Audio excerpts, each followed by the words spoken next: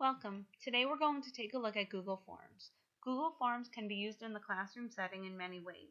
We can use Google Forms for checkups, classwork, student surveys, or assessments. Assessments are what we are going to be looking at today. So you'll notice that this current template I pulled up from Google Forms is assessments. I'm going to, in the top left corner, I'm able to change the title of my document, calling it, in this case, demonstration. Over here in the center, where I'm typing right now, I can title this demonstration as well, or anything else that I might want to use to title it to help my students know what really they're looking at. Over here, I'm going to delete it for this purpose, but this is the description. This is where you can have directions or anything of that nature. A couple features that we're able to look at with Google Forms includes this red asterisk over here. This portion right here is an indicator for students and for the person creating the actual assessment. That actually tells you that that is required to be filled in order to finish or submit the Google Forms. What we're going to do next is look at this T up here with the circle around it. That allows us to add a question. So I'll start off by selecting it so that we can add a new question. You'll notice that as we get this opportunity to add a new question, there are many options. Ranging from short answer to multiple choice, check boxes, variation in question types. You'll also notice that here I can type in the question.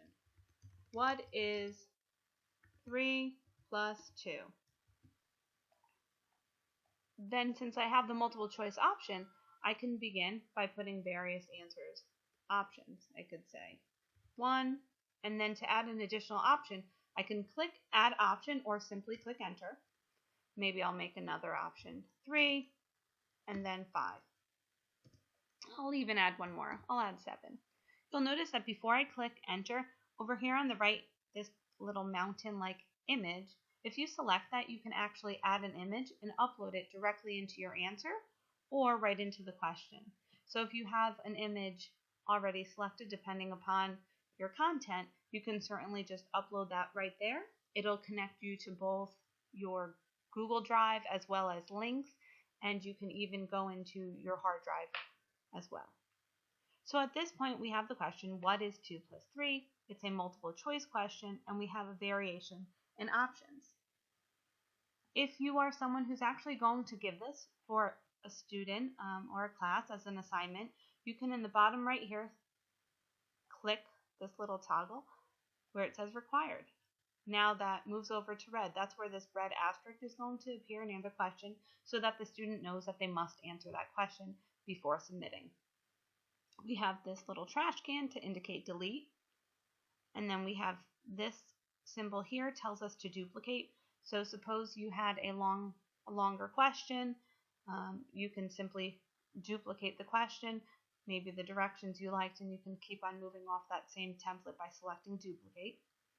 And on the left side over here, we have answer key. Now, if you select that, like I'm going to click answer key right here, from here, I can actually choose the correct answer, 5 in this case, and it'll kind of light up green with a check. That, to me, the person who's creating this demonstration in this case, it tells me what the correct answer is. As a student, then once I submit it, I can actually determine what the correct answer is.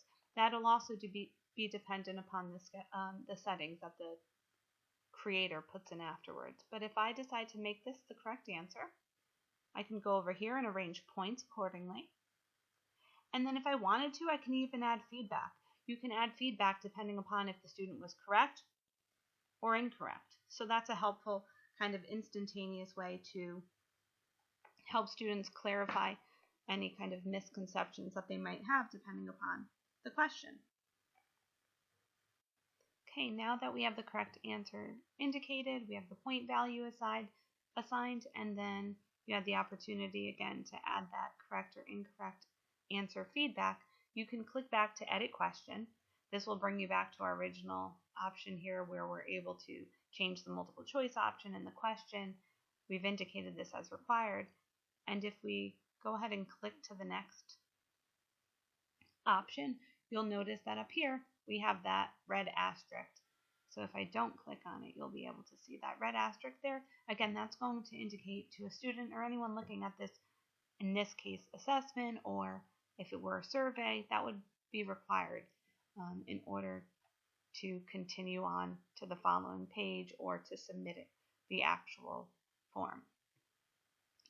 So before we finish up here, I just wanted to share with you in the upper right corner where it says send, you can actually send it directly through your email account to particular people, email addresses.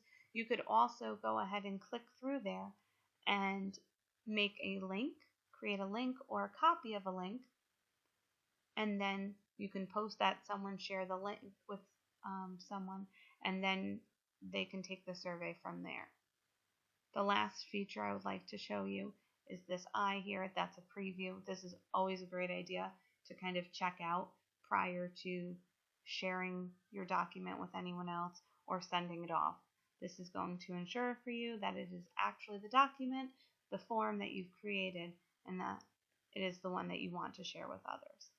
Thanks for listening.